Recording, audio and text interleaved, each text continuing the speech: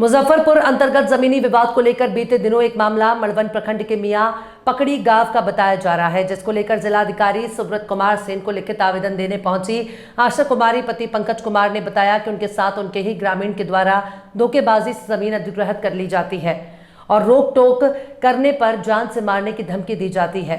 वहीं पीड़िता का आरोप है कि इस फर्जीवाड़े में मड़वन प्रखंड सीओ ममता कुमारी भी संलिप्त हैं। साथ ही पीड़िता आशा कुमारी ने बताया कि जब इस मामले को लेकर वो सीओ के पास अपनी शिकायत लेकर पहुंची तो उनके साथ अभद्र व्यवहार कर उन्हें अंचल कार्यालय से बाहर निकाल दिया गया।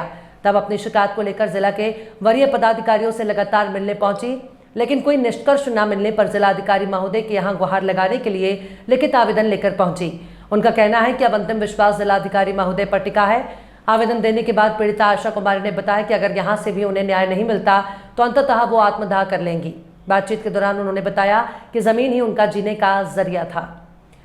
मेरे साथ जमीनी धोखाधड़ी हो गया है और इसी वजह से इसी के संबंध में हम यहाँ डीएम सर के यहाँ मिलने आए थे। जो मेरा जो ज़मीन पड़ता है वो मियाँ पकड़ी का ज़मीन है और थाना कांटी पड़ता है और ब्लॉक मड़वन पड़ता है।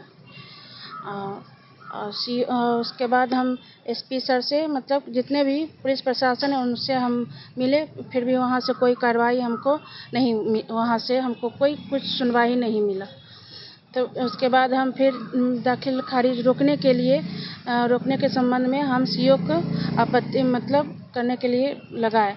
तो वहाँ से हमको 26 जून को वहाँ से हमको कॉल आता है कि आपको कल आना पड़ेगा।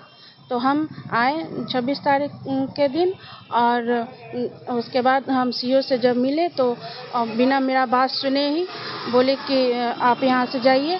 आप हम दलित के हैं, एससी के हम लोग कैटेगरी के, तो वो उसका सब इस्तेमाल करती वो अपने वहाँ से हमको ऑफिस से निकाल दी। बोले कि जो भी मामला है वो आप मतलब कोर्ट से जाके समझिए, ये हमसे नहीं होने वाला।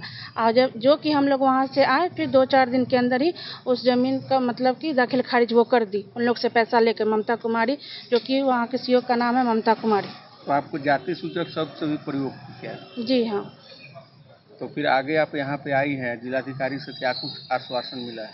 आश्वासन यही मिला है कि बोले हैं कि आप जाइए, हम आपका मतलब केस जो है समझ के DCR पे वहाँ जाइए, वहाँ एप्लीकेशन दीजिए, वहाँ से आपको ये हो जाएगा। अब नहीं होगा वहाँ से तो मेरे पास एक लास्ट ऑप्शन वही ज़मीन था, मेरे जीने का आसरा वही था। अब उसके बाद नहीं मिलेगा तो हम लोग को उसके अलावा कोई काम धंधा भी नहीं है जो हम लोग अपना आगे का जीवन यापन कर सके। लास्ट ऑप्शन वही था, हमारा ज़मीन ही था। अब ज़मीन नहीं रहने के कारण मेरी लाइफ में बहुत ढेर सारा प्रॉब्लम है। अब नहीं सॉल्व होगा तो हम लोग सुसाइड करेंगे।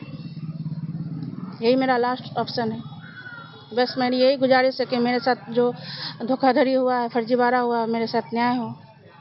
यही हम आप लोग से भी गुजारिश करते हैं और यहाँ के पुलिस प्रशासन से भी गुजारिश करते हैं कि मेरे साथ न्याय हो। क्या नाम हुआ आपका? मेरा नाम आशा कुमारी है, मेरे पति का नाम पंकज कुमार चौधरी है।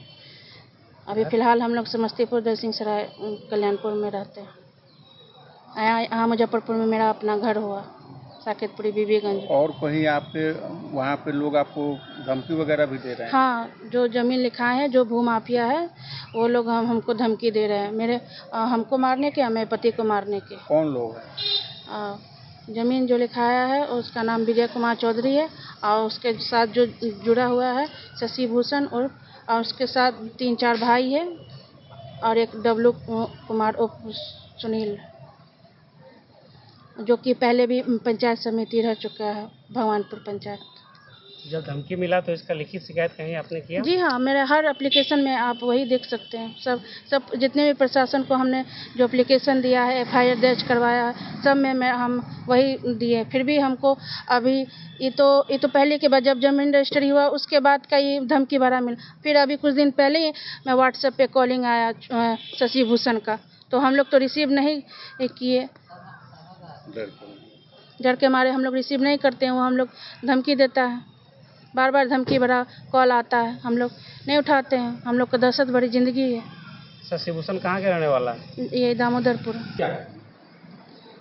देखिए, अगर उनका ये आरोप है ऐसा कि 144 लगा था इस ज़मीन पे, तो इसका सूचना उन्होंने दिया था अंचल को। उनके पास रिसीविंग ऐसा कुछ होगा ना, ऐसा तो कोई सूचना हमको नहीं था।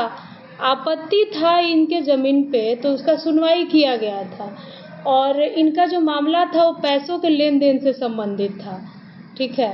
तो इसी आधार पे इनका म्यूटेशन, अब पैसे के आधार पे आप नहीं ना रोक सकते किसी म्यूटेशन को। इनका कहना था कि इन्होंने इतने पे बात किया हमारे ज़मीन में, इतने लाख पे, और इनके द्वारा कम पैसा दिया गया जिसको ये रजिस्ट्री की है ज़मीन। तो उसने बाकायदा साक्ष्य दिखाया, रिकॉर्डिंग सुनाया कि आपको पूरे पैसे प्राप्त हो गए हैं।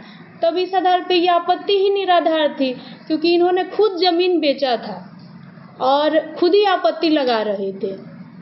तो इस आधार पे आप म्यूटेशन को राजस्व जितना भी कागज़ था उससे मिलान किया गया, वो सब सही पाया गया, तब म्यूटेशन हुआ है। कल उनके द्वारा डीएम कार्यालय में ज्ञापन सौंपा गया कि जिसमें आपके नाम को डायरेक्ट चर्चित करते हुए ये बताया गया कि आपके द्वारा सामने वाले पक्ष से पैसा लेकर के इस कार्य को किया गया। इस पे क्या कहेंगे?